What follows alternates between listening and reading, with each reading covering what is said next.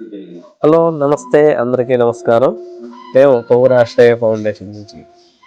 So 2025 జనవరి 1 కొత్త సంవత్సరం సందర్భంగా పేషెంట్ వాళ్ళ రిలేటివ్స్ అయిన రాజేశ్వరి గారు వాళ్ళ అబ్బాయి పేషెంట్లు అందరి ముందు కేక్ కట్ చేసి న్యూ ఇయర్ సెలబ్రేషన్ చేసుకోవడానికి వచ్చారు.